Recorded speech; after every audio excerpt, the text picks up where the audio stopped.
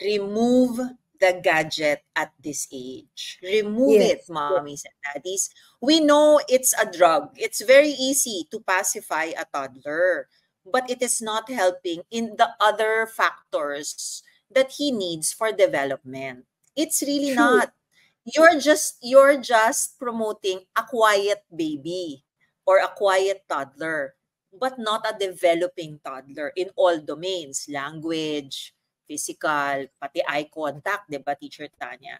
Pati yung Yes. pakikipag-usap ninyo nawala na. So nalulungkot po kami ni Teacher Tanya 'pag kunyari lumalabas kami at ang isang toddler ay nakatingin lang sa gadget.